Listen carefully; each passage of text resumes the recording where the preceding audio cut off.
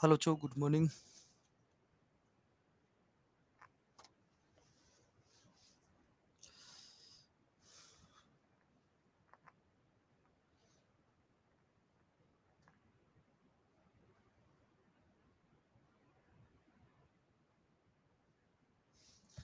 Hello बच्चों, good morning. कैसे हैं आप सभी? राधे राधे। Good morning. कैसे हैं? मैं पवन, आपका दोस्त, आप सभी का स्वागत करता हूँ अड्डा 24/7 एप्लीकेशन पर। और हेमंत, आपकी बुक मिल गई है, मुझे पता लग गया था कल। और प्यारे बच्चों, आपको परेशान नहीं होना है। मैं पहले आपको बता दूं कि आज मैं इस टाइम क्यों पढ़ा रहा हूँ। आपकी दो क्लास हैं आज, एक 9 बजे है और एक आपकी 3 बजे है। क्योंकि आप जानते हो कल आप मंडे था और मंडे आपकी क्लास नहीं हो पाई थी।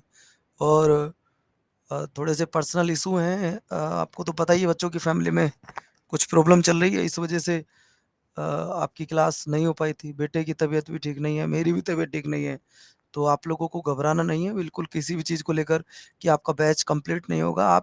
मैं आपको फिर से बता रहा हूँ कि आपके एग्ज़ाम में जाने से पहले मैं आपका पूरा सिलेबस कराऊंगा। चाहे मुझे 2 क्लास दिन में लेनी पड़ो, 3 क्लास दिन में लेनी पड़ो, या फिर 4 क्लास दिन में मुझे क्यों ना लेनी पड़ो। आप सिलेबस की चिंता बिल्कुल मत करना बच्चों। ये आपके बड़े भाई पवन मोरल का वादा है ना? ये, और मैं वो वाला भी टीचर नहीं हूँ बच्चों। ये मैं आपको बता दूं कि मैंने इस टॉपिक के 10 क्वेश्चन करा दिए, बात खत्म। इस टॉपिक के 10 क्वेश्चन करा दिए, बात खत्म। मैं आपको हर टॉपिक को क्लियर करूंगा, चाहे उसके लिए हमें थोड़ा सा एक्स्ट्रा टाइम क्यों ना देना पड़ जाए। जैसे मैंने आपको पोर्ट कराए, आपका क्लियर हुआ। मैंने आपको पोर्ट कराए, आपका क्लियर हुआ। आपको मैंने लेक कराई, वो आपका क्लियर हुआ। मैंने भारत को जर्नल इंफॉर्मेशन ऑफ इंडिया आपको बताई, वो आपका क्लियर हुआ। आज हम लोग करने वाले हैं बच्चों एक नया टॉपिक, रिवर ऑफ इंडिया। ये एक ऐसा टॉपिक होगा बच्चों जो आपके पेपर में कम से कम 1 से 2 नंबर आपको दिलाएगा ही दिलाएगा। ध्यान रखिएगा। सर, आज का टॉपिक क्या है तो मैं आपको बता दूं। टॉपिक है बच्चों आपका रिवर, इंडियन रिवर। ये आपका टॉपिक रहने वाला है बच्चों आज आपका। तो मैं ये जानता हूँ आपको 1 नंबर आपके पेपर में जरूर आएगा। आराम से पढ़िएगा, बिल्कुल प्यार के साथ पढ़िएगा। और कई बच्चों को मैं बता दूं जो नए जुड़े हैं, जो मेरे बारे में ना जानते हो, मेरा नाम पवन मोरल है। ये क्लास आपकी 3 बजे होती है, लेकिन आज की क्लास 9 बजे इसलिए ली जा रही है क्योंकि कल मंडे था और मंडे में आपकी क्लास इसलिए नहीं ले पाया, मेरी तबीयत ठीक नहीं है। आज आपकी मैं दिन में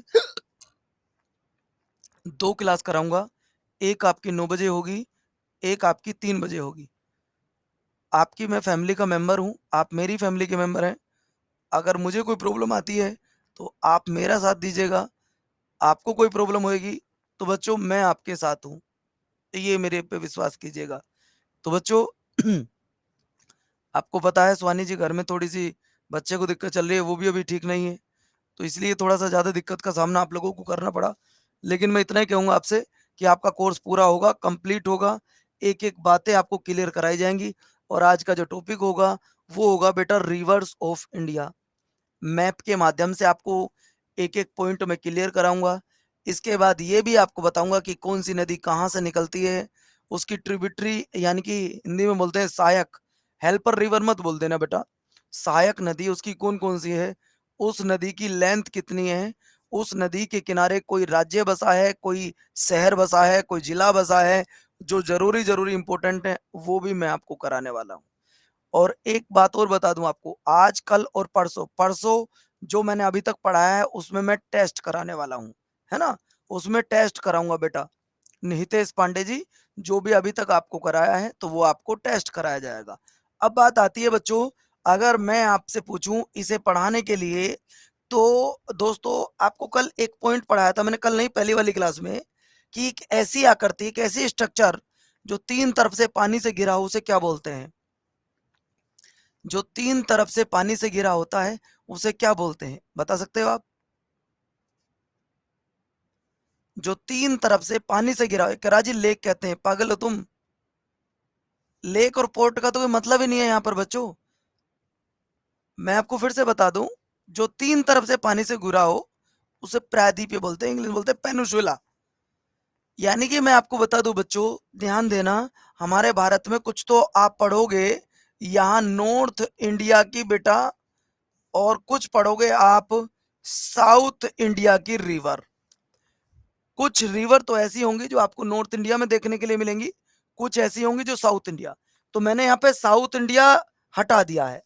हमने यहाँ पे जब साउथ इंडिया हटा दिया है तो यहाँ पे हम लोग नॉर्थ इंडिया तो पढ़ेंगे, लेकिन बच्चों एक ध्यान रखिएगा, इससे नीचे नीचे जब आप लोग पढ़ोगे तो मैंने इसको बोला है पेनिसुएला। और वो क्यों बोला है बेटा, पेनिसुएला को हिंदी में बोलते हैं प्रायद्वीपीय। और प्रायद्वीपीय सर किसे कहा जाता है, प्रायद्वीपीय उसे कहा जाता है जो तीन तरफ से पानी से कवर हो। आपको समझ आ गया कि सर पेनिसुएला किसको बोलते हैं, सर प्रायद्वीपीय किसको बोलते हैं, जो तीन तरफ से पानी से कवर हो। ये वाला पॉइंट, एक एक पॉइंट बिल्कुल अच्छे से क्लियर करूंगा कि सर जो तीन तरफ से पानी से घिरा हो उसे पेनिसुएला कहा जाता है। बहुत बढ़िया। चलिए सर, अगर हम बात करें तो जब आप ये वाला मैप देखते हो इंडिया का, ये मैप आपको दिखाई देगा, एक सेकंड जरा वेट करना बच्चों, ये मैप जब आपको दिखाई देगा,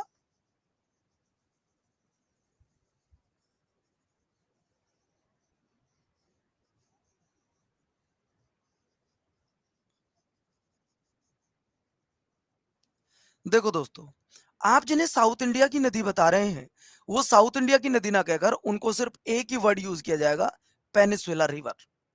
आपको ये बात क्लियर आ गई। सर मैं आपको बता दूं, ऊपर तो हम नॉर्थ इंडिया की रिवर एक बार बोल सकते हैं, उत्तर भारत की नदी कौन कौन सी हैं, लेकिन बात यह है कि सर दक्षिण भारत की नदी कौन कौन सी हैं। तो जब आप दक्षिण भारत की नदी पढ़ते हो, गोदावरी पढ़ते हो, कावेरी पढ़ते हो, आप ताप्ती पढ़ते हो, नर्मदा पढ़ते हो, ये सारी सर साउथ इंडिया की हैं। लेकिन अब आप इनमें से किसी भी नदी को साउथ इंडिया नहीं बोलेंगे, आप इसमें से क्या बोलेंगे, पेनिसुएला रिवर। जब आप पेनिसुएला रिवर की बात करेंगे बच्चों, तो सर पेनिसुएला में आप ये देखो, ये हमने तीन तरफ से बाउंड्री से कवर किया हुआ है, ये पेनिसुएला भारत है, इसी को प्रायद्वीपीय भारत कहा जाता है। तो आज आप इस मैप के माध्यम से ये बात समझ गए होंगे कि पेनिसुएला किसे कहा जाता है, जो तीन तरफ से पानी से कवर होता है उसे पेनिसुएला कहा जाता है, प्रायद्वीपीय भारत कहा जाता है। चलो सर, आपने इतना बता दिया। अब आज हम लोग क्या पढ़ने वाले हैं, आज आप लोग पढ़ने वाले हो बबुआ, सबसे पहले जब हम बात करेंगे अपवाह तंत्र। सर अपवाह तंत्र क्या होता है, पहले आप इसे समझिएगा। एक डेफिनेशन पहले मैं आपको समझाऊंगा, उसके बाद आप देखने जाओ, ठीक है। अगला पॉइंट समझिएगा दोस्तों। एक बच्चा पूछ रहा सर ये मैप में रेड डॉट क्यों होती है, तो रेड डॉट पहाड़ और पर्वत के लिए यूज किया जाता है। किसके लिए, जैसे मान लो कहीं पहाड़ है तो उसके लिए रेड डॉट का प्रयोग किया जाता है। ओके, अब आ जाओ बच्चों यहाँ पर। आपने देखा होगा, मैं अगर सबसे पहली बात करता हूँ गंगा रिवर की, मैं सबसे पहली बात जो करता हूँ, मैंने सबसे पहली बात की गंगा रिवर की। बच्चों आप जानते हैं ये जो गंगा रिवर है इसकी लेंथ कितनी है, अगर मैं गंगा रिवर की बात करूं तो इस गंगा रिवर की लेंथ कितनी है, तो आप बताओगे सर गंगा रिवर की जो लेंथ है वो 2525 किलोमीटर है। आपने बता दिया। दूसरी बात, ये नदी कुल मिलाकर दो कंट्री में बह रही है। अगर मैं नदी की बात करूं तो ये नदी दो तंत्र में बहती है, और वो दो देश कौन कौन से हैं बेटा, वो दो देश होते हैं, पहला है भारत और दूसरा है बांग्लादेश। ये दो देश में आपकी नदी बह रही है। नेपाल में नहीं बहती है, जो बच्चे नेपाल जवाब दे रहे हैं, नेपाल में नहीं बहती है, भारत और बांग्लादेश। अब इस नदी पर पहुंचने से पहले आप ये जानते हैं कि ये नदी पक्का सीधा सीधी सी बात है कि जब भारत में बह रही है तो भारत के किसी ना किसी राज्य में बह रही होगी। भाई अगर ये भारत में बह रही है तो बेटा आप अच्छे से जानते होंगे, तो भारत में बह रही है तो भारत के कुछ ना कुछ राज्यों में बह रही होगी। तो बेटा भारत के 5 राज्य कितने, भारत के 5 ऐसे स्टेट हैं जहां से गंगा रिवर निकल कर जाती है। अब एक बात बताओ बच्चों, जब गंगा रिवर निकल रही होगी तो आप बताओ इसका पानी या तो ऐसे आ रहा होगा, या तो इस गंगा नदी का पानी ऐसे आ रहा होगा, भाई या तो इधर जा रहा होगा या इधर आ रहा होगा, या बिल्कुल सीधा जा रहा होगा, या बिल्कुल ऐसे जा रहा होगा। पानी तो इसी तरीके से जाएगा ना। भाई बच्चों अगर ऐसे जा रहा तो ऐसे जाएगा, नीचे आ रहा तो नीचे आएगा, और ये या इसे आएगा या इधर जाएगा, बच्चों इसी तरीके से तो आएगा ना पानी। भाई पानी तो इसी तरीके से आएगा। सर जी बांग्लादेश में इस नदी को क्या बोलते हैं, पद्मा बोलते हैं। पहले सुन लो मैं आपको बता क्यों रहा हूँ, ये सारी चीजें आपको बताई क्यों जा रही हैं? पहले ये देखो, हम आपको सिर्फ अपवाह तंत्र अभी बता रहे हैं। पहले आपको ये सब समझाना, अपवाह तंत्र। ये अपवाह तंत्र क्या होता है? पहले इस अपवाह तंत्र को समझिएगा। अगर मैं अपवाह तंत्र की बात करूं बच्चों, तो अपवाह तंत्र शब्द एक क्षेत्र के नदी तंत्र की व्याख्या करता है। मैं इंग्लिश में भी इसको बताऊंगा आपको, लेकिन पहले हिंदी में देख लो, फिर इंग्लिश में आपको बताऊंगा। देखिए, अपवाह तंत्र शब्द एक क्षेत्र के नदी तंत्र की व्याख्या करता है, जिससे अलग अलग दिशाओं में छोटी छोटी धाराएं आकर एक मुख्य धारा, मतलब मुख्य नदी का निर्माण करती हैं। अब बच्चों आप एक बात बताना, आप एक बात बताना, चलो मैं यहाँ पे एक छोटा सा चार्ट से आपको समझाऊंगा। मैं एक छोटे से चार्ट से आपको समझाऊंगा।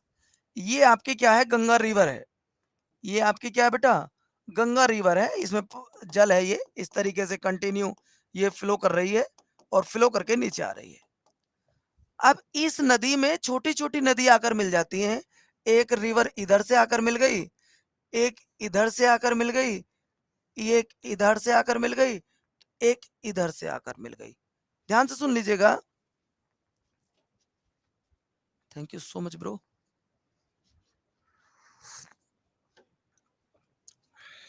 देखिए, आप अच्छे से मेरी प्यारी बहन और प्यारे भैया हो, जरा ध्यान से समझिएगा। ये जो छोटी छोटी नदी आकर मिली हैं, इन्हें मैं क्या बोल सकता हूँ भाई? ये आपकी गंगा रिवर है। ये आपकी क्या है? ये गंगा रिवर है। और जब गंगा रिवर की आप बात करते हो, तो उत्तराखंड में दो नदियां होती हैं। मैं आपको बता दूं, जब आप गंगा रिवर की बात करते हो, तो उत्तराखंड में दो नदी हैं। वो कौन कौन सी हैं? पहली नदी अलकनंदा। ध्यान से सुनो बेटा, पहली नदी जिसका नाम है अलकनंदा। पहली एक नदी है जिसका नाम है अलकनंदा। और एक नदी इधर से आ रही है बेटा, जिस नदी का नाम है भागीरथी। क्या नाम है बेटा? भागीरथी। जब ये दोनों एक जगह ज्वाइंट हो जाती हैं, तब ये नदी कहलाती है गंगा। तब ये नदी क्या कहलाती है बेटा? गंगा। तो पहले तो जो बच्चे कहते हैं कि गंगा कहाँ से निकल रही है, उन बच्चों को मैं बता देना चाहता हूँ, गंगा नदी में दो नदियों का संगम होता है। एक नदी है अलकनंदा, एक नदी है भागीरथी। जब ये दोनों नदी एक जगह आकर मिल जाती हैं, कहां पर? देवप्रयाग में। कहां बेटा? देवप्रयाग में। तब एक बड़ी नदी बनती है भारत की, जिस नदी का नाम है गंगा। और ये वो नदी है बेटा, जिस नदी में छोटी छोटी कई सौ नदी आकर मिल जाती हैं। कोई नदी इधर से आ रही है, कोई नदी इधर से आ रही है। तो जो नदी पानी लेकर आ रही थी, वो नदी अब पानी कहाँ फ्लो कर देंगे? ये जो पानी लेकर आ रही थी, अब ये फ्लो अपना कहाँ करेंगे पानी? सर ये गंगा में कर देंगे। और ये गंगा रिवर उस पानी को आगे लेकर जाएगी। इसे हम लोग बोलेंगे अपवाह तंत्र। इसे हम बोलेंगे ड्रेनिंग सिस्टम। इसे हम लोग क्या बोलते हैं बेटा? अपवाह तंत्र। क्या आपको ये बातें समझ आ गई? अपवाह तंत्र अब आपको समझ आया होगा। मेरे प्यारे साथियों, फिर से आपको बताता हूं, परेशान मत होना। फिर से, चाहे 1 घंटे में एक टॉपिक क्लियर हो, लेकिन कम से कम वो क्लियर तो हो। अपवाह तंत्र शब्द एक क्षेत्र, सॉरी, एक क्षेत्र के नदी तंत्र की व्याख्या करता है, जिसमें अलग अलग दिशाओं से छोटी छोटी धाराएं आकर एक मुख्य धारा, मतलब मुख्य नदी का निर्माण करती हैं। यही तो मैंने आपको बताया था ना बच्चों। और मैं उम्मीद करता हूं कि जो नया बच्चा भी पढ़ रहा होगा ना, आज फर्स्ट टाइम भी वो आया होगा, तो उसको भी ये पता लग गया होगा कि ड्रेनिंग सिस्टम क्या होता है। बच्चों, ये जो आपका ड्रेनिंग सिस्टम होता है, सर ये तो आपने बता दिया अपवाह तंत्र क्या होता है। एक वर्ड मैंने बोला था, नदी में आकर मिलती नदियां उन्हें क्या बोलते हैं? सर गंगा लेक को पवित्र क्यों मानते हैं, ये भी मैं आपको बताऊंगा। उसका पानी स्वच्छ क्यों रहता है, ये भी मैं आपको बताऊंगा। लेकिन पहले ये बताओ, जो मैंने अभी आपको पढ़ाया है अपवाह तंत्र, क्या ये आपका पॉइंट क्लियर हो गया? क्या ये पॉइंट आपका क्लियर हो गया बेटा? अब ये देखिएगा, यहाँ पर अलग अलग दिशाओं से जो छोटी छोटी नदियां आकर मिलती हैं, उन्हें हम सहायक नदी बोलते हैं। उन्हें हम क्या बोलते हैं? सहायक नदी बोलते हैं। और दोस्तों, ये भी आप समझिएगा बेटा, इन्हें इंग्लिश में क्या बोलते हैं? बस सहायक नदी को कई जगह आप लोग बोलते हैं गुरुजी हेल्पर रिवर बोलते हैं ना, इन्हें बोलते हैं बेटा ट्रिब्यूटरी। क्या बोलते हैं? ट्रिब्यूटरी रिवर बोलते हैं बेटा इनको, जो सहायक नदी होती हैं।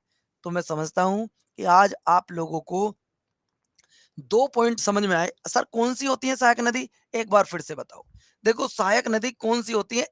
ऐसी होती है बेटा सहायक नदी, ये तो एक मेन रिवर हो गई जो जा रही है, और ट्रिब्यूटरी कौन सी है बेटा? आपको मैं बता दूं ट्रिब्यूटरी कौन सी होती है, ये होती हैं जो आकर मिल रही हैं इस तरीके से, ये जो आकर मिल रही हैं ये ट्रिब्यूटरी होती हैं। क्या आप लोग इस पॉइंट को समझ चुके हो? सर गंगा की कुछ हेल्पिंग जो ट्रिब्यूटरी है उनके नाम बताइए, जैसे यमुना है, जैसे कि कोसी है, बहुत सारी नदियां हैं जो गंगा में आकर मिलती हैं। बेटा मेरा ये उद्देश्य है, चाहे मैं 10 मिनट में एक ही टॉपिक पढ़ाऊं या 20 मिनट में एक ही टॉपिक पढ़ाऊं, लेकिन वो टॉपिक उस बच्चे का भी क्लियर हो जो बच्चा आज पहली बार आया है। तो आप लोगों को ये पॉइंट क्लियर हो गया बेटा? सवाल पूछा जाता है, गंगा में आकर मिलने वाली सबसे बड़ी सहायक नदी कौन सी है?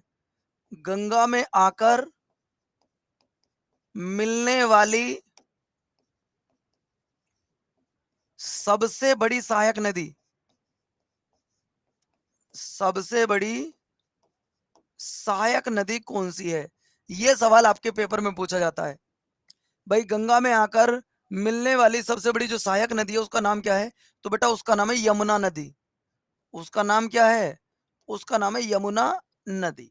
चलो, तो इसका मतलब जब आप ये वाला पॉइंट समझ गए, अब हम आपको आगे लेकर चलेंगे। अपवाह तंत्र तो आप समझ गए, लेकिन जब मैंने आपको अपवाह तंत्र पढ़ाया था, मैंने आपको बताया बेटा अपवाह तंत्र को 2 पार्टों में डिवाइड किया गया है। आप समझना, अब आपको ये अच्छे से समझ में आएगा। अपवाह तंत्र को 2 पार्टों में डिवाइड किया गया है, और वो 2 पार्ट कौन कौन से हैं? ड्रेनिंग सिस्टम को हमने भारत में 2 पार्टों में डिवाइड किया है, जिसमें पहला है हिमालय और दूसरा है बेटा आपका पेनिनसुलर। गुरुजी ये होते क्या है? मैं उम्मीद करता हूं कि ये आपको हर बच्चे को आज क्लियर हुआ होगा, हर बच्चे को। सर इनके एग्जाम्पल एग्जाम्पल मैं आपको बहुत अच्छे से दूंगा। सर इनके एग्जाम्पल तो बेटा ये जो आपके सामने लिखे हैं कौन कौन से, मैंने नदी लिखी है नर्मदा, ताप्ती, महानदी, गोदावरी, कृष्णा, कावेरी। ये सब किसके एग्जाम्पल हैं? ये हैं बेटा प्रायद्वीपीय अपवाह तंत्र के। किसमें बेटा? प्रायद्वीपीय अपवाह तंत्र के। एक बार ये सवाल पूछा गया था कि 3 बजे भी क्लास होगी बेटा, 3 बजे भी क्लास होगी। भगवती कुशवाहा कह रही है सर बुक आ गई, तो बहुत अच्छी बात है भैया। इस मैप को देखकर आपको हिमालय वाली रिवर और आपको पेनिनसुलर जो ड्रेनिंग सिस्टम है क्लियर हो गया? पहले ये आप मुझे बता दीजिएगा कि हाँ गुरुजी हमें ये पॉइंट क्लियर हो चुका है। बोलो दोस्तों, जो बच्चा आज फर्स्ट टाइम आया है, सेकंड टाइम आया है, या आप कई दिन पढ़ चुके हो लगातार, तो क्या आपको ये दोनों पॉइंट क्लियर हो गए बेटा? अब आपको मैप से दिखा रहा हूं तो अच्छे से आपको क्लियर हो रहे होंगे। सर यहाँ कौन कौन से, आपने यहाँ तो कोई एग्जाम्पल ही नहीं दिया। अगर मैं हिमालय वाली बात करूं तो यहाँ कौन कौन से रिवर हैं? तो सर यहाँ पे सबसे पहले सिंधु। कौन सी? आप यहाँ पे सिंधु रिवर की बात करेंगे। आप यहाँ पे बेटा बात करेंगे किसकी? आप यहाँ पे बात करेंगे झेलम की। ठीक है बच्चों, आप यहाँ पे सिंधु की बात करेंगे, झेलम की बात करेंगे, ब्रह्मपुत्र की बात करेंगे, व्यास की बात करेंगे, रावी की बात करेंगे, वो सब यहाँ बात करने वाले हैं। तो दोस्तों आपको ये सारी चीज तो समझ आ गई होंगी। अब मैं आपको लेकर चलता हूं कहां पर, सिर्फ एक एक नदी के बारे में। तो सबसे पहली जो हम बात करेंगे, सबसे पहली हम लोग बात करेंगे बच्चों किसके बारे में? सिंधु रिवर के बारे में। सबसे पहली जो हम बात करेंगे सिंधु रिवर के बारे में बात करेंगे। यहां से आपके पेपर में एक क्वेश्चन जरूर आता है, इस नदी से आपके पेपर में एक क्वेश्चन जरूर आता है। बच्चों अगर मैं आपको 2 मिनट के लिए रोक दूं कि भाई 2 मिनट के लिए आप लोग रुक जाओ और इसे पहले समझ लो जरा एक बार, तब आपको ये चीजें और अच्छी लगेंगी और बेस्ट लगेंगी। कैसे? देखिए, सबसे पहला सवाल पूछ सकता है कि सिंधु नदी की लंबाई कितनी है। जब आप इसकी लंबाई देखते हो तो इसको बड़ा डिस्प्यूट है बच्चों। कहीं कहीं पर जब आप इंडस रिवर पढ़ते हो तो इंडस रिवर की लेंथ को लेकर बड़ा डिस्प्यूट है। कहीं कहीं तो लिखा है बेटा लगभग 2900 किलोमीटर। कितना लिखा है? लगभग 2900 किलोमीटर। और कई किताबें ऐसी हैं बच्चों जिन किताबों में लिखा है लगभग 3100 प्लस किलोमीटर, कहीं कहीं पर ऐसा लिखा हुआ है। तो जब आपसे पूछेगा सिंधु नदी की लंबाई कितनी है, और एक किताब तो मैंने ऐसी भी देखी है बेटा जिसमें आपका लिखा है सर 2880 किलोमीटर। अब आप बताओ कि हम किसको ठीक माने? हम इसको ठीक माने, हम इसको ठीक माने, हम इसको ठीक माने? बड़ा डिस्प्यूट वाला मामला हो गया। तो बिटुआ जब भी कभी ऐसा सवाल आ जाए, आपका एक ही जवाब आना चाहिए, लगभग 2900 किलोमीटर। लगभग कितनी है बिटुआ? 2900 किलोमीटर है, ये आपको याद रखना होगा। आपको ना इसकी तरफ जाना है ना इसकी तरफ जाना है, आपको बताना है लगभग 2900 किलोमीटर है। ये पॉइंट क्लियर हो गया। अगला देखो, अगर मैं बात करूं सिंधु नदी की, तो सिंधु नदी भारत के साथ साथ पाकिस्तान में, और पाकिस्तान के साथ साथ चाइना में, यानी कि ये एक ऐसी नदी है जो 3 कंट्री में एक साथ फ्लो कर रही है, चीन में, भारत में और पाकिस्तान में। हम आपको बता दें मेरे प्यारे बच्चों, अगर भारत चाहे तो पाकिस्तान को प्यासा मार सकता है। आप इस बात को थोड़ा सा ध्यान से सुनो। ऑप्शन में आपको सिर्फ यही लगाना बाबू, 2900 किलोमीटर। अब ध्यान से सुनो, अगर हम लोग चाहें तो पूरा पानी रोक देंगे और पाकिस्तान में पानी नहीं जाने देंगे। भाई आप ध्यान से सुनो, जैसे मान के चलो ये आपका नदी फ्लो कर रही है, जब फ्लो कर रही है तो हमने यहाँ पे एक डैम बना दिया, तो क्या आगे पानी जा पाएगा? क्या आगे पानी जा पाएगा? आप ही बताओ। भाई जब हमने अपनी नदी का पानी रोक लिया, तो क्या आगे पानी फ्लो कर पाएगा? रिवर ये फ्लो कर पाएगी? आप कहोगे सर नहीं कर पाएगी। तो बच्चों इस नदी को लेकर भारत और पाकिस्तान के बीच में डिस्प्यूट हो गया। भारत की आजादी के कुछ समय बाद ही हम लोग आजाद हुए 1947 में, और आजादी के कुछ समय बाद ही डिस्प्यूट होना शुरू हो गया भारत और पाकिस्तान के बीच में। जल को मतलब वाटर को लेकर, लैंड को लेकर, हर जगह भारत और पाकिस्तान का डिस्प्यूट होता रहा। 1916 में 1960 में बच्चों सवाल पूछा जाता है। पहले मैं आपको बता दूं, वेट कीजिए, मेरी तबीयत डाउन है बच्चों। 1916 में होता क्या है दोस्तों, 1960 में इंडिया और पाकिस्तान के बीच, 1960 में इंडिया एंड पाकिस्तान के बीच क्या होता है, एक एग्रीमेंट होता है। 1960 में भारत और पाकिस्तान के बीच में सिंधु नदी जल बंटवारे को लेकर एक एग्रीमेंट होता है। अब क्या वो एग्रीमेंट है, हम उसके बारे में चर्चा करेंगे, लेकिन पहले आप ये देख लो कि भैया इस नदी से क्या क्या क्वेश्चन पूछे जाते हैं। Indus river flow through in 3 countries, China, India, then Pakistan. अब सबसे पहले ये जो आपकी रिवर है, ये कहां से निकलती है? देखो, क्या ये नदी निकलती भारत से है? देखिए, चीन के स्थित मानसरोवर झील के निकट इसका उद्गम स्थल है। कहां से बच्चों? उद्गम स्थल है। उत्तर पश्चिम में बहती हुई भारत के लद्दाख में दमचो के पास भारत में प्रवेश कर जाती है। आगे बहती हुई नदी गिलगित से होते हुए दिर्दिस्तान के पास पाकिस्तान में प्रवेश करती है, और कराची के पूर्व होते हुए अरब सागर में ये नदी गिर जाती है। तो हमको सिर्फ और सिर्फ 2 पॉइंट याद रखने हैं। एक तो इस नदी की लेंथ कितनी है, और बच्चों लेंथ के बाद आपको याद रखना है कि ये कितनी कंट्री में फ्लो करती है। तो 3 कंट्री, पहली कौन सी? आपकी चाइना, दूसरी पाकिस्तान, और तीसरी भारत। सबसे बड़ी बात है ये कि नदी निकलती कहां से है, तो यह नदी निकलती है मानसरोवर झील के पास से निकलती है। सर ये मानसरोवर झील है कहां पर, मानसरोवर लेक है कहां पर? अगर मैं मानसरोवर लेक की बात करूं तो ये मानसरोवर लेक बेटा आपके कहां है? ये कहां भैया, बताओ? China, okay. तो दोस्तों आपको ये पॉइंट, अगला, क्या किसी रिवर को लेकर दो देशों के बीच डिस्प्यूट चल रहा है? एक ये पॉइंट आपको जरूर याद रखना है। तो बच्चों आपको याद रखना होगा कि इंडस रिवर को लेकर इंडिया एंड पाकिस्तान के बीच में डिस्प्यूट था, लेकिन 1960 में इंडिया और पाकिस्तान के बीच में एक आयोग, एक कमीशन बना है। चलो अब देखो, अगर मैं सिंधु नदी की बात करता हूं दोस्तों,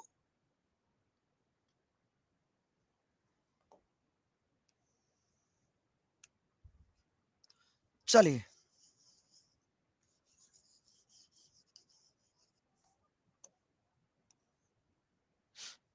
अब ये देखना, वन बाय वन करके देखना। अगर मैं सिंधु नदी की बात करता हूं, सिंधु नदी तंत्र की बात करता हूं, भारत का लेह शहर सिंधु नदी के दाएं तट पर स्थित है। बच्चों अभी कुछ दिन पहले एक सवाल पूछा गया था कि भारत में ऐसा कौन सा शहर है या कौन सी ऐसी जगह है जहां पर कभी भी बारिश नहीं पड़ती? तो आप लोग बता सकते हो क्या? क्या आप मुझे बता सकते हो कि भारत में वो कौन सी जगह है जहां पर कभी भी बारिश नहीं पड़ती? तो दोस्तों वो आपका लेह है, जहां पे सीधी क्या पड़ती है, सीधी बर्फ पड़ती है। मेरे प्यारे बच्चों ध्यान रखना, जो आपकी लेह सिटी है, ये एक ऐसी सिटी है जहां पे कभी भी बारिश नहीं होती है, यहाँ पे सीधा बर्फ पड़ता है। और अगर मैं आपसे पूछूं भारत में सबसे ज्यादा बारिश कहाँ होती है, तब आंसर क्या आएगा? ये तो आपका आंसर सही था, लेकिन अगर मैं आपसे पूछूं भाई भारत में सबसे ज्यादा बारिश कहाँ होती है,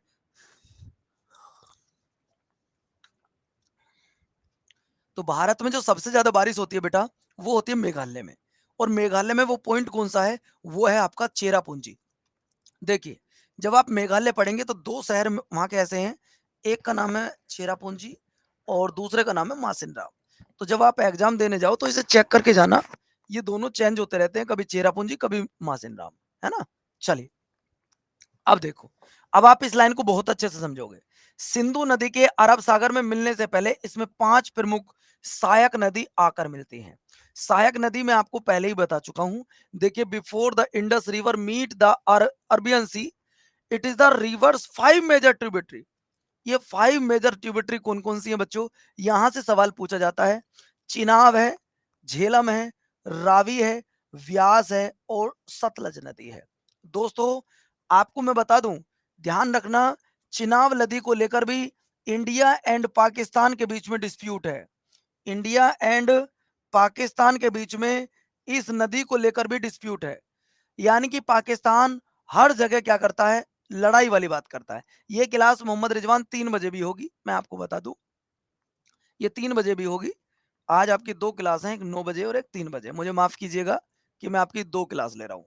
कारण उसका यही है कि बच्चों, मैं आज 2-3 दिन से एब्सेंट चल रहा हूँ, मेरी तबीयत ठीक नहीं थी, है ना। चलो, तो आपसे पूछेगा कि भैया इसकी ट्रिब्यूटरी कौन कौन सी है, आपका जवाब आएगा चिनाब, झेलम, रावी, व्यास और सतलज।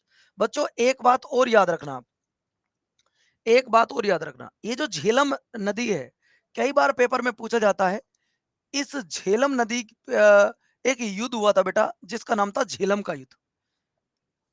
एक युद्ध हुआ था बेटा, जिसका नाम था हाइडे स्पीच का युद्ध, जिसे झेलम का युद्ध भी बोला जाता है, जिसे वितस्ता का युद्ध भी बोला जाता है।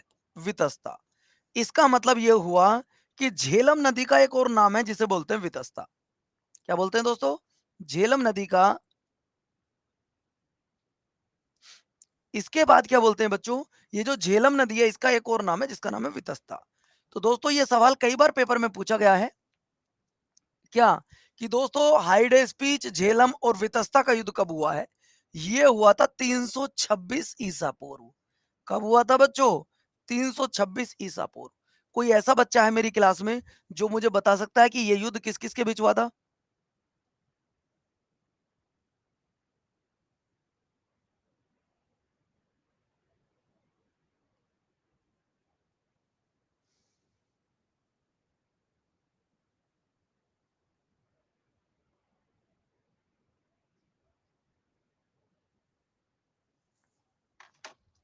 हो गया भैया। तो दोस्तों, ये युद्ध हुआ था सिकंदर और राजा पोरस के बीच में। सिकंदर और राजा पोरस के बीच में हुआ था, जिसमें सिकंदर जीत गया था। अगला पॉइंट देखिए, अगला पॉइंट जब आपने पढ़ा, तो यहाँ पे पढ़ने के बाद आप लोग देख रहे होंगे बच्चों, अब मैं आपको चिनाब नदी के बारे में बताऊंगा। लेकिन सबसे पहले आपको जो बताना चाहता हूँ, जो बहुत ज्यादा जरूरी है, ये विवाद क्या है, डिस्प्यूट क्या है, इस पर चर्चा 1 मिनट डाल लेते हैं। इस पर चर्चा डाल लेते हैं, हम लिखे तो थे। ये देखो बच्चों, इंडस वाटर एग्रीमेंट कब हुआ है, 1960। ध्यान से सुनिएगा, भारत और पाकिस्तान के बीच में एक सिंधु नदी जल समझौता हुआ था। और इस जल समझौते की बात अगर हम बात करते हैं बच्चों, देखिए, पानी के वितरण के लिए सन 1960 में भारत और पाकिस्तान के बीच में एक संधि हुई। इस समझौते के अनुसार 3 पूर्वी नदियां, जिसमें व्यास, रावी और सतलज का नियंत्रण भारत के पास रहेगा, जबकि 3 पश्चिमी नदियां सिंधु, चिनाब और झेलम का नियंत्रण पाकिस्तान के पास रहेगा। यानी कि 3 नदियों के पानी पर अब भारत डैम बना सकता है या कुछ भी कर सकता है, और 3 नदियां पाकिस्तान के अंडर चली गई। 3 नदियां भारत के पास, 3 नदियां पाकिस्तान के पास। ये बात कब की है, 1960 की। अगला पॉइंट देखो बच्चों, अब हम दूसरी नदी समझते हैं। अब हम दूसरी नदी समझते हैं बेटुआ। दूसरी नदी आपकी होगी क्या, या चलो गंगा नदी अभी हम बाद में देखेंगे। पहले अब बात करते हैं सर, इसके पास कौन कौन सी नदी है जो निकलती हैं। तो सबसे पहले चेनाब नदी की बात कर ले, सबसे पहले हम चेनाब नदी की बात कर ले। जब आप सिंधु नदी सब बच्चों की क्लियर हो गई, एक बार मुझे बता दीजिएगा, सिंधु नदी। सर जी कंप्यूटर की क्लास कब पढ़ाओगे? बेटा कंप्यूटर तो दूसरे सर पढ़ा रहे हैं ना। इंडस रिवर आप सब बच्चों का क्लियर हो गया? जिनका क्लियर हो गया वो एक बार लिख दो प्रज्ञान, पीएम लिख दीजिएगा, ये कमेंट्स में लिख दीजिएगा पीएम, अगर आपको क्लियर हो गया है तो। इंडस रिवर आपका क्लियर हो गया होगा। इसके बाद आज हम दूसरी रिवर की चर्चा करेंगे, और वो दूसरी रिवर कौन सी होगी बच्चों?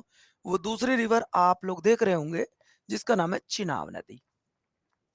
अगर मैं चिनाब की बात करूं तो यहां से जो पॉइंट बनेगा, सबसे पहला पॉइंट बनेगा बिटुआ ये वाला। ये सिंधु नदी की सबसे बड़ी सहायक नदी है। ये सवाल सीएचएसएल और एमटीएस उन दोनों की परीक्षा में आ चुका है कि भैया it is the largest tributary of the Indus river, यानी कि इंडस रिवर की सबसे बड़ी ट्रिब्यूटरी कौन सी है दोस्तों? ये मैं आपको बता देना चाहता हूं, ये है आपकी कौन सी? चिनाब नदी। इस नदी को लेकर भारत और पाकिस्तान के बीच में डिस्प्यूट चल रहा है। ये नदी निकलती कहां से है? तो दोस्तों ये नदी हिमाचल प्रदेश के 12 लाचा दर्रा से निकलती है। इसे आप 12 लाचा दर्रा लिखिएगा, ये के 12 नहीं लिखना बेटा, 12 लाचा, 12 लाचा दर्रा से निकल रही है ना। चलिए, हिमाचल प्रदेश में इस नदी का निर्माण, दो नदी, एक नदी चंद्र और दूसरी नदी भागा। दोस्तों ध्यान रखना, एक नदी है आपकी कौन सी? एक नदी आ रही है चंद्र, एक नदी आ रही है भागा। ध्यान से सुनो, एक नदी है चंद्र, एक नदी है भागा। जब ये दोनों नदियां एक साथ मिल जाती हैं, ध्यान से सुन लो, जब ये दोनों नदियां एक साथ मिल जाती हैं, एक नदी चंद्र, एक नदी भागा, तब बच्चों आपकी बनती है क्या? तब आपकी बनती है मेरे प्यारे साथियों चिनाब रिवर। तब आपकी क्या बनती है? तब आपकी बनती है चिनाब रिवर। तो ये जिस तरीके से गंगा नदी बनती है, जैसे आपको हमने बताया था भाई गंगा नदी में कौन कौन सी नदियां होती हैं दोस्तों। अगर मैं गंगा नदी की बात करूं तो मैंने अभी आपको बताया था, जब आप गंगा नदी पढ़ेंगे तो गंगा नदी भी कुछ इसी तरीके से आप लोग देखेंगे। भाई दो नदी होती हैं, एक तरफ से अलकनंदा, भागीरथी, तब गंगा जाकर बनती है। तो दोनों पॉइंट क्लियर हो गए। एक तरफ से अलकनंदा आती है, दूसरी तरफ से भागीरथी आती है। जब ये दोनों देवप्रयाग में आकर मिल जाती हैं, तब ये नदी क्या कहलाती है? तब ये नदी बेटा आपकी गंगा नदी कहलाती है। उसी तरीके से हिमाचल प्रदेश में इस नदी का निर्माण दो नदियों के आने से होता है। एक नदी के नाम से होती है बेटा एक नदी होती है चंद्र, एक होती है भागा। तो बच्चों हिमाचल प्रदेश में इस नदी को चंद्रभागा के नाम से भी जाना जाता है। ध्यान से सुनना, हिमाचल प्रदेश में इन दोनों नामों को ही एक कर दिया जाता है और इसे चंद्रभागा नदी के नाम से भी जाना जाता है। किस नाम से? चंद्रभागा। तो आपको दो क्वेश्चन याद करने हैं यहाँ पे आपको दो क्वेश्चन याद करने हैं। एक तो ये जो मैंने आपको बताया चिनाब रिवर की जब आप करते हैं, it is the largest tributary of the Indus river. एक तो ये आपको याद करना है। दूसरा ये कि चिनाब नदी में दो नदियों का संगम होता है, एक नदी होती है बेटा चंद्र, एक होती है भागा। इसलिए इस नदी को जाकर बेटा क्या बोलते हैं? चंद्रभागा बोलते हैं। हिमाचल प्रदेश में ये दोनों नदियां एक साथ मिलती हैं। अगला पॉइंट देखो, अब देखो, ये नदी जैसे जैसे आप आगे चलोगे तो ये नदी भी पाकिस्तान में जाएगी दोस्तों। ये नदी पाकिस्तान में जाकर सिंधु नदी से मिल जाती है। सिंधु नदी में मिलने से पहले झेलम, रावी, सतलज, व्यास नदियां आकर मिलती हैं। यानी कि जब तक आपकी ये नदी मिलेगी उससे पहले झेलम, रावी, सतलज, व्यास, ये नदी कहां कर मिल जाएंगी बच्चों? ये नदी कहां कर मिल जाएंगी? ये नदी आपकी जब तक इंडस रिवर में मिल जाएंगी। ये भी आप याद रखना, ठीक है बच्चों। चलो अगली रिवर देखिए। अगली रिवर की जब मैं बात करूंगा तो अगली रिवर आएगी आपकी झेलम। जब मैं अगली रिवर की बात करता हूं तो अगली रिवर आएगी आपकी झेलम। भाई आप लोग जो आपस में बात कर रहे हो, मैं आपसे एक रिक्वेस्ट करूंगा छोटी सी, कि सर मैथ की क्लास कब होगी, सर रीजनिंग की क्लास कब होगी। तो क्या आप मेरी एक बात मानोगे? क्या आप लोग मेरा एक बात मानोगे?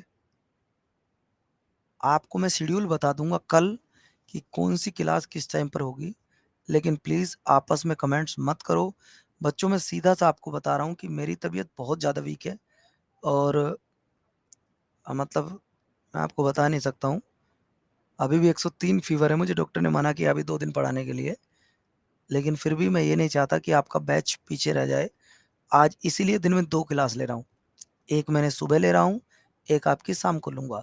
कल भी 2 क्लास लूँगा, परसों भी 2 क्लास लूँगा, है ना? तो बच्चों देखो, आपका पेपर आ रहा है, मैं ये चाहता हूँ पेपर से पहले मैं आपका सिलेबस करा दूँ। और आप लोग जीएस पढ़ रहे हो और यहाँ के अगर ये टाइम वेस्ट अपना कर रहे हो मैथ की क्लास, रीज़निंग की क्लास, तो फिर मुझे लगेगा कि यार इससे अच्छा तो मैं इन्हें एमसीक्यूज़ करा दूँ, उसमें बच्चे भी खुश हो जाएँगे और मैं भी खुश हो जाऊँगा। लेकिन बच्चों, आप लोगों का कोई बेनिफिट नहीं होगा। आप लोगों का कोई भी बेनिफिट नहीं होगा, है ना? चलिए, तो बातचीत ना करते हुए झेलम नदी की जब आप बात करते हो, तो झेलम नदी बात करने से पहले एक तो ये कि इस नदी का जो पुराना नाम है, ओल्ड नेम, अगर आपसे पूछता हो कि इस नदी का जो ओल्ड नेम है वो क्या है, तो वो है बाबू वितस्ता। वो क्या है? वो है दोस्तों वितस्ता। इस नदी को वितस्ता के नाम से जानते हैं, झेलम नदी को। बच्चों, इस नदी के किनारे एक शहर बसा हुआ है। इस नदी के किनारे एक शहर बसा हुआ है बच्चों।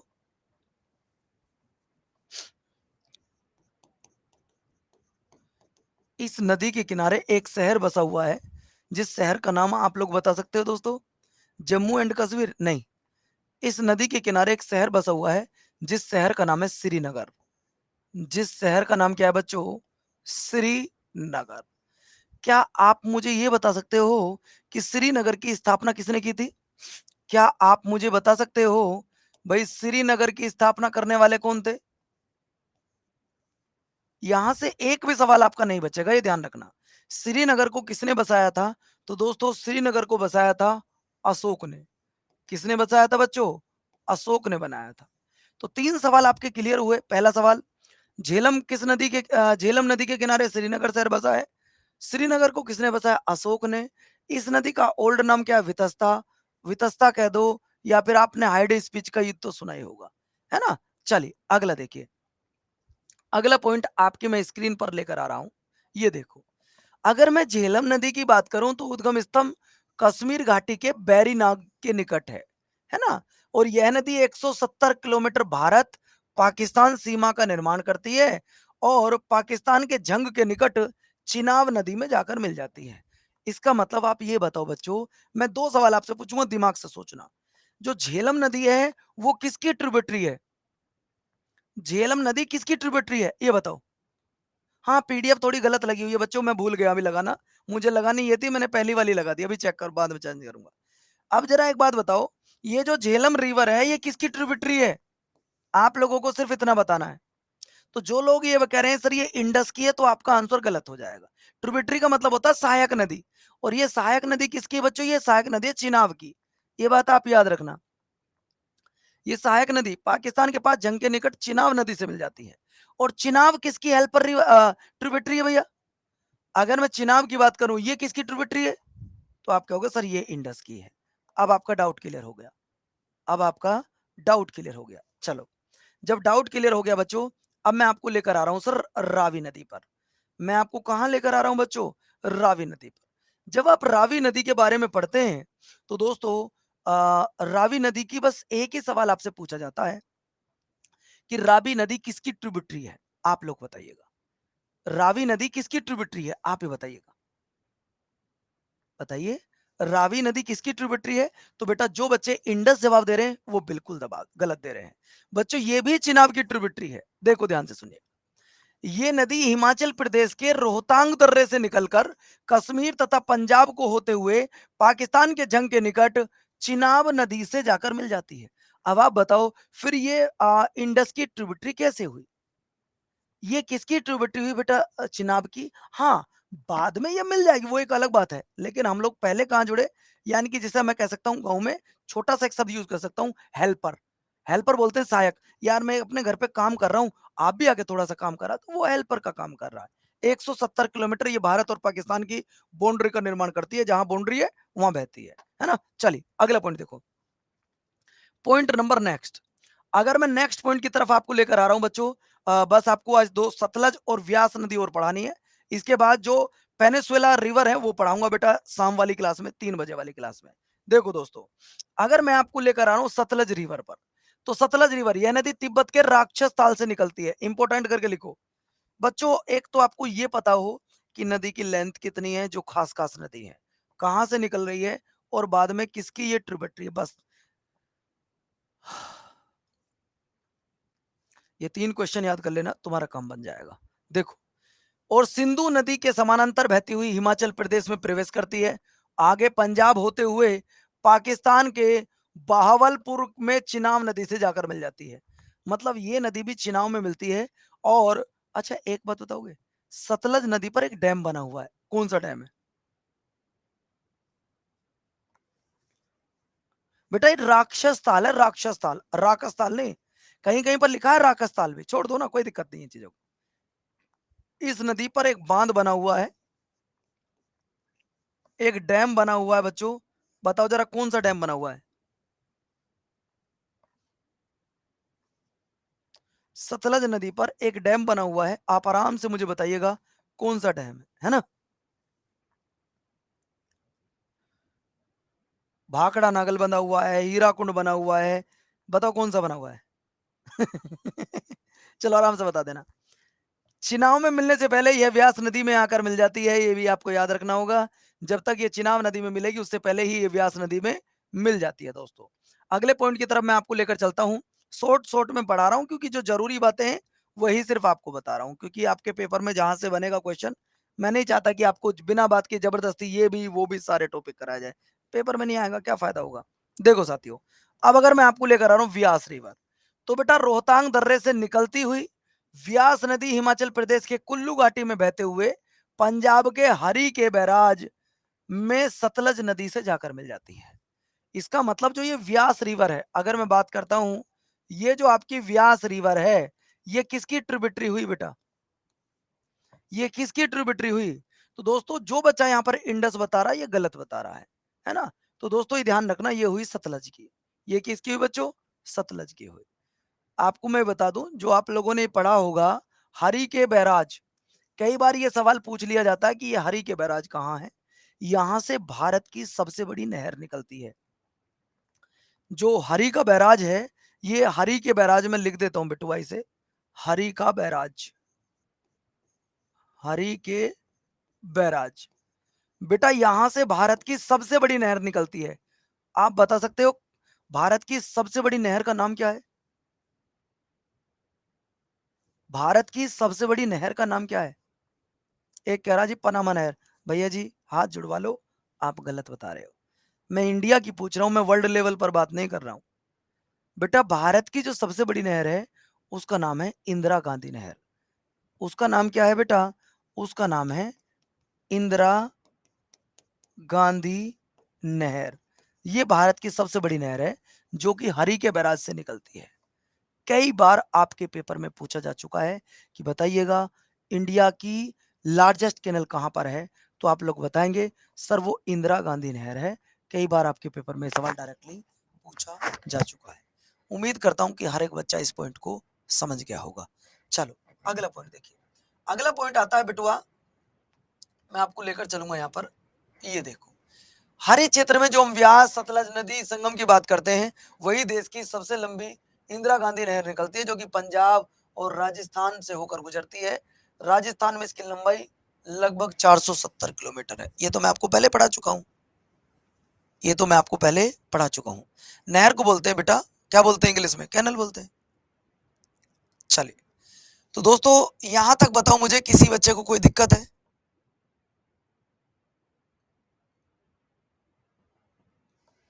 यहां तक जो मैंने आपको पढ़ाया उसमें किसी बच्चे को कोई दिक्कत है?